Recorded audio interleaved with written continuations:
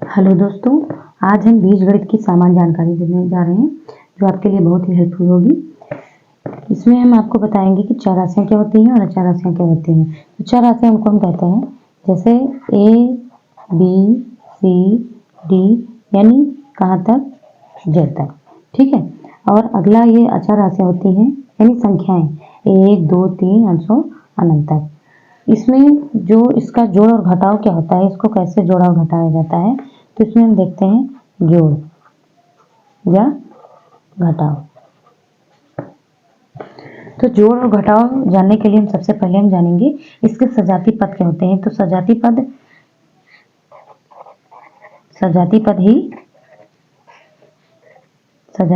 पद ही हमेशा जुड़ते और घटते हैं। तो सजाती पद जैसे मान ले लिखा है ए बी स्क्वायर और यहाँ पे लिखा है ए स्क्वायर बी और फिर लिखा है यहाँ पे बी स्क्वायर ए, तो यहाँ पे और फिर इधर हम लिख देते हैं इस तरह से।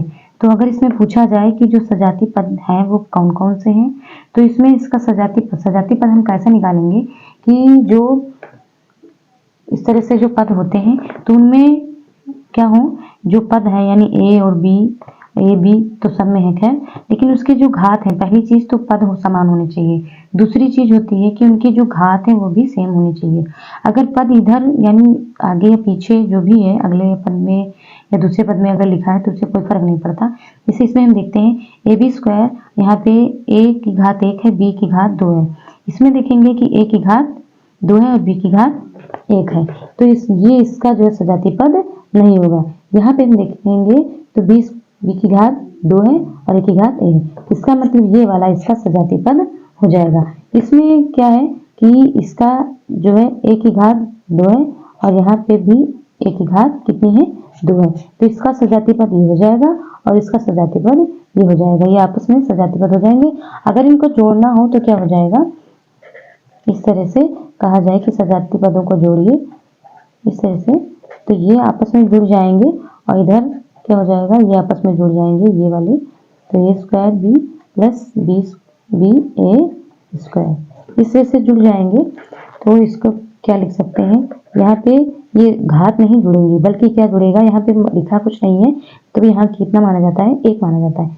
तो 2ab स्क्वायर, ये इसको जोड़ेंगे तो 2ab स्क्वायर आएगा। अगर इसको हम जोड़ेंगे तो कितना आएगा, यहाँ पे 1 है, जब कुछ नहीं लिखा है, 1 का गुणांक या b का गुणांक कुछ नहीं है तो इसको क्या मानेंगे, 1 मानेंगे, तो 1 क्या होगा 2, और यहाँ a की घात कितनी है, 2 है और b, यही इसका ये आपस में नहीं जुड़ेंगे, यही इसका आंसर हो जाएगा। तो इसका मतलब हम सजाती पद जो है उसमें क्या देखते हैं कि उसके जो पद होते हैं जो उसमें ए बी सी डी या एक्स वाई जेड जो भी हो वो सेम होने चाहिए।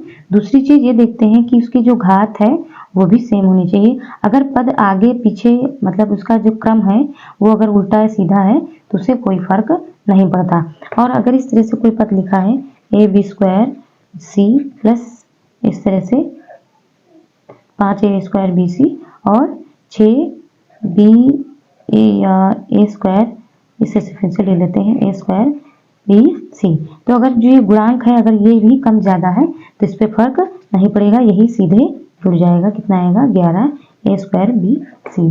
अगर इनका क्रम पीछे आगे पीछे हो जाता है, अगर इस तरह से लिखा है कि 5a स्क्वायर बी सी, यहाँ पे घात एक ही कुछ नहीं है, और यहाँ पे क्या लिखा है कि 6ba स्क्वायर सी, तो हमने अभी बताया है कि इसका अगर क्रम इधर उधर होता है, उल्टा होता है, तो उसमें कोई फर्क नहीं पड़ता।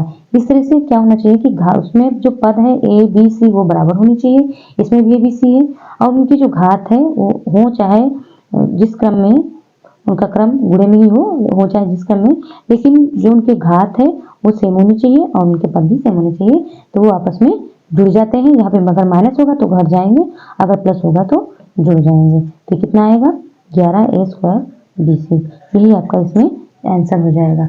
दूसरा अगर हम करते हैं तो मान लो घटाना एक लिखते हैं, घटाते हैं, तो यहाँ पे लिखा है 7x Y square Z square, यहाँ पे लिखा है 3x वाई स्क्वायर जेड, फिर दूसरा लिखा है 2x Y square Z square. तो इस तरह से ये जेड है तो इस तरह से अगर लिखा है तो इसमें एक्स वाई जेड सम में है। तो पहले हमने देख लिया कि एक्स वाई जेड सम में है, पद देखे जाते हैं पहले। तो हमने देखा कि एक्स वाई जेड सम में है, फिर हम क्या करेंगे, इसमें घात मिलाएंगे। तो इसमें एक्स की घात 1 है, इसमें वाई घात 2 है, जेड की घात 2 है। इसमें देखेंगे तो एक्स की घात 1 है, वाई घात 2 है, जेड की घात 1 ही है। इसका मतलब ये इससे आपस में नहीं घटेगा। इसमें हम क्या देखेंगे कि जो x की घात 1 है, y घात 2 है और z की घात कितनी है, यहाँ पे 2 लिखा है। तो ये वाला पद और ये वाला पद आपस में घट जाएगा। तो 7 में से यहाँ पे 2 लिखा है, यहाँ पे 7 लिखा है, यहाँ पे 2 लिखा है, तो 7 में से 2 जाएंगे तो कितना बचेगा, 5x² y z²। पीछे का जो क्रम है वैसे ही लिख देंगे। 3 यहाँ पे जो बचेगा यहाँ पे इस तरह से हम इसको लिख देते हैं। यही आपका आंसर हो जाएगा। धन्यवाद।